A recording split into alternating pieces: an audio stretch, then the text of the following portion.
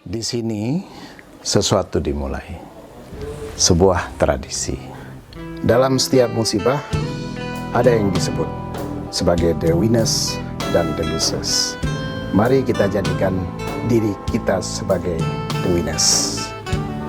Kita bukan sedang ditimpa musibah, tapi kita sedang ditempa dengan musibah. Be kreatif dan gunakan setiap kesempitan untuk kesempatan meningkatkan kapasitas diri, meningkatkan daya saing. Menulis itu bukan soal bisa atau tidak bisa, tapi menulis itu adalah sebuah tradisi. Oleh karena itu, mari kita bangun tradisi menulis. Ya, baik.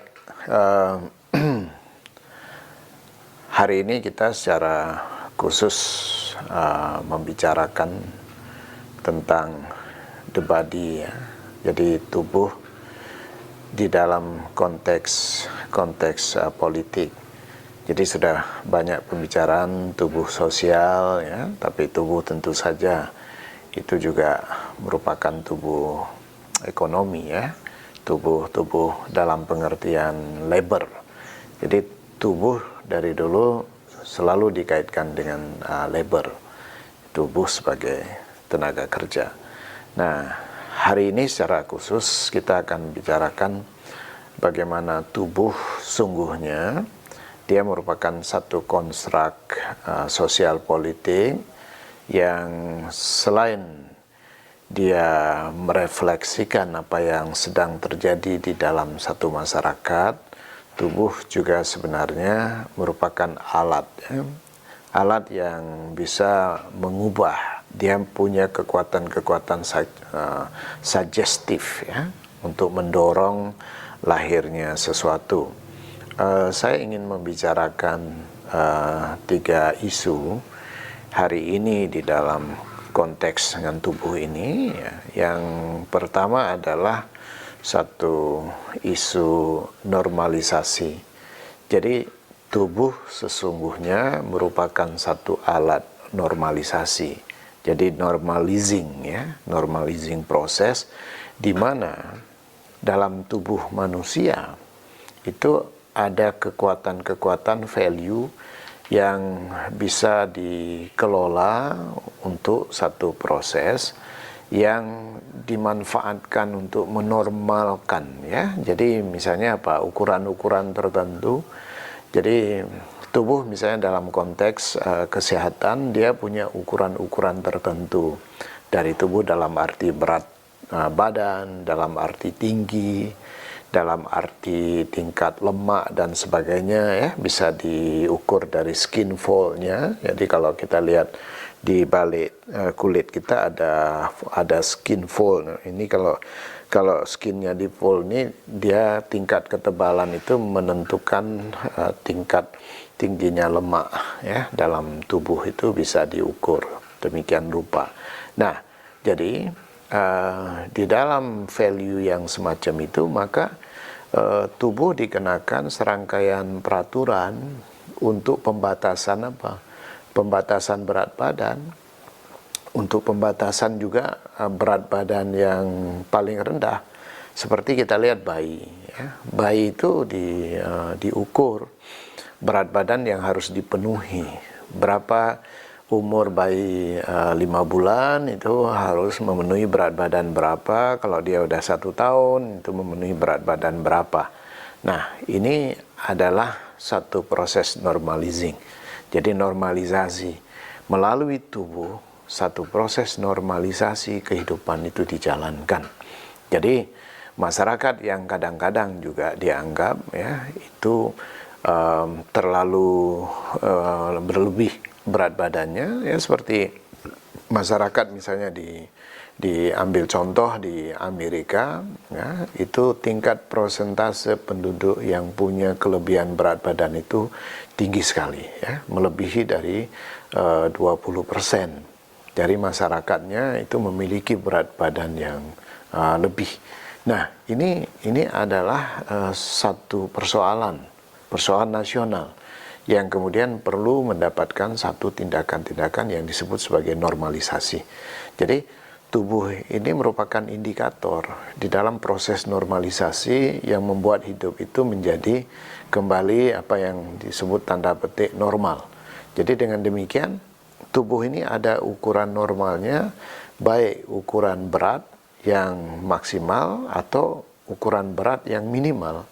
Nah, karena ada berat ideal atau juga seperti tinggi ya. Tinggi itu menjadi indikator untuk mengukur berat badan yang ideal ya, digunakan tinggi. Tapi bukan hanya itu, bukan hanya itu. Tapi tubuh juga menyangkut masalah-masalah bukan hanya etika, tetapi juga masalah-masalah estetika, di mana ukuran-ukuran normalisasi itu juga dalam hal estetika. Kenapa kita membutuhkan ya, membersihkan tubuh, harus mandi ya, mandi 2 kali sehari misalnya seperti itu. Bahkan kalau orang gerah bisa 3 kali sehari dia mandi ya, dan seterusnya ya, kecuali dingin mungkin ya, cuma 1 kali sehari orang mandi, atau seperti orang mungkin sedang di negara dingin yang mungkin hanya mandi sehari sekali, bisa terjadi semacam itu. Tapi anyway tetap ada standar-standar yang harus dipenuhi, dan itulah yang kita sebut sebagai normalisasi dari tubuh. Jadi tubuh dijadikan alat ukur untuk menormalkan kehidupan sosial, karena melalui tubuh itulah dilihat apakah satu kehidupan ini normal apa tidak. Saya ambil contoh yang agak ekstrim, ketika di televisi ditampilkan tubuh anak-anak Afrika yang ceking, yang tidak ada dagingnya, kelihatan tulangnya gitu ya, sangat kurus. Anak-anak yang sangat kurus. Ini adalah satu indikator penting bahwa di sana sedang terjadi kehidupan yang tidak normal. Nah, jadi inilah kita lihat ya, bagaimana pentingnya fungsi tubuh untuk normalisasi. Jadi ketika tubuh itu dianggap tidak normal seperti tubuh yang kekurangan berat badan, maka harus ada tindakan-tindakan untuk menormalkan tubuh itu melalui kebijakan, ya, melalui berbagai proses bantuan dan sebagainya. Baik, itu yang pertama. Yang kedua, tubuh ini menjadi alat yang disebut sebagai examination, ya, jadi examination untuk pengujian dalam arti evaluasi. Ya. Tubuh ini ya dipakai, misalnya ketika seseorang mau masuk lapangan kerja atau dia mendaftar di satu perusahaan, dan kita tahu tes terakhir itu adalah tes kesehatan, dan itu tes yang sangat tricky ya, sangat tricky. Tesnya tes kesehatan. Karena apa? Tidak ada yang tahu apakah si A itu benar-benar lebih sehat dari si B, sehingga si A yang diterima ya, bukan si B. Itu regimentasi kesehatan itu penting sekali, karena tubuh dijadikan alat evaluasi ya, untuk menguji apakah seseorang ini sehat apa tidak. Itu diuji tubuhnya, jadi dites secara kesehatan. Ada tes kesehatan, nanti ada pengumuman dan kita tanya, bagaimana, apakah kamu diterima? Wah, gagal di tes kesehatan, gagal di tes kesehatan. Dan tes kesehatan itu bisa tidak ada hubungan sama sekali dengan tes yang lain. Tes lain apa? Ya, tes kapasitas intelektualmu, kognitifmu, kemampuan bahasa asing, sudah dites, semua lulus. Mungkin selama tes dia nomor 1 terus, tapi akhirnya tidak diterima. Bisa terjadi. Kenapa? Atas alasan tubuhnya tidak sehat, atas alasan dia tidak siap bekerja ya, karena tubuhnya tidak sehat. Ini bisa terjadi, dan inilah yang sering sekali terjadi, dan itu dunia belantara yang tidak semua orang tahu. Kenapa? Karena otoritas kesehatan itu ada pada yang tes ya. Jadi yang namanya kesehatan tubuh itu dikelola di dalam satu sistem yang otoritatif, yang publik itu tidak tahu apakah seseorang itu layak dikatakan sehat atau sakit, kecuali ya itu license dari orang yang memiliki otoritas dalam bidang itu. Itulah disebut sebagai regimentasi kesehatan ya. Jadi kekuatan atau value atau penilaian itu ada di tangan ya kelompok yang memiliki otoritas semacam itu. Nah, yang ketiga, tubuh itu adalah hierarki. Jadi tubuh sebagai hierarki, karena tubuh manusia itu memperlihatkan juga bagaimana hierarki sosial, ya, hierarki sosial dalam masyarakat. Nah, saya pernah mengatakan bahwa yang namanya tubuh, warna kulit manusia itu merupakan kekuatan yang menstrukturkan ya kehidupan manusia. Kenapa? Karena kulit yang dikatakan sebagai kulit yang hitam itu kebetulan di dalam kosmologi masyarakat itu dianggap sebagai kulit yang tidak ideal dibandingkan ya warna kulit yang putih. Jadi makanya sampai ada istilah black and white, ada lagunya ya, ada programnya hitam putih ya. Jadi karena hitam putih itu sesuatu bukan sekedar warna, tetapi dia hierarki, tapi dia distingsi ya, pembeda.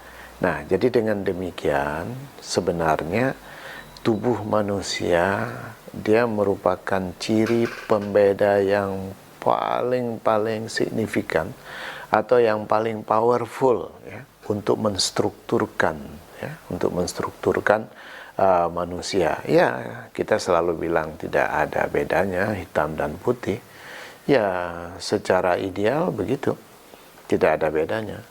Tapi secara aktual, apa yang terjadi sesungguhnya itu adalah sebuah penstrukturan ketika tubuh manusia distrukturkan dan sebuah konsep ideal tubuh yang putih itu sudah bisa mengubah satu mode konsumsi masyarakat. Artinya apa? Ya, produk-produk whitening itu merupakan produk yang dibeli ya, produk-produk yang laku keras ya, produk-produk yang yang berhasil mendatangkan keuntungan ya. Ya kita lihat aja komponen merkuri misalnya di dalam produk-produk kosmetika. Seperti produk-produk tertentu, merek-merek tertentu dia punya komponen merkuri yang tinggi sekali, yang kalau dipakai sampai 7 tahun berturut-turut itu bisa menyebabkan kanker kulit ya. Jadi saya membaca sebuah hasil research misalnya menunjukkan bahwa ya, jadi produk kosmetika itu tidak boleh dipakai dalam waktu yang panjang ya, tidak pernah berganti. Karena apa?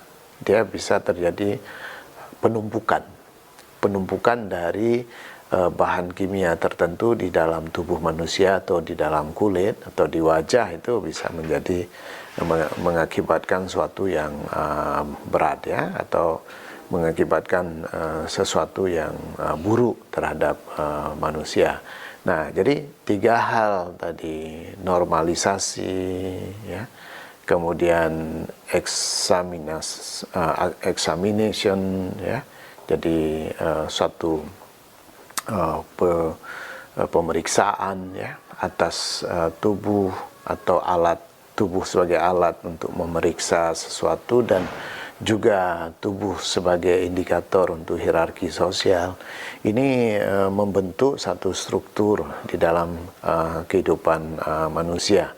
Jadi 3 hal ini menjadi sesuatu yang sangat penting untuk dilihat bagaimana ditata dalam masyarakat, dan juga untuk kita lihat bagaimana dia mempengaruhi kehidupan masyarakat ya. Jadi demikian yang kita lihat tiga hal ini ya itu menjadi hal yang penting. Ikuti terus kuliah-kuliah kebudayaan dari Profesor Dr. Iwan. Jangan lupa subscribe, like, dan share. Kenapa? Karena kita membagi ilmu bersama dalam proses produksi pengetahuan. Mari kita bersama-sama mencerdaskan orang banyak. Terima kasih.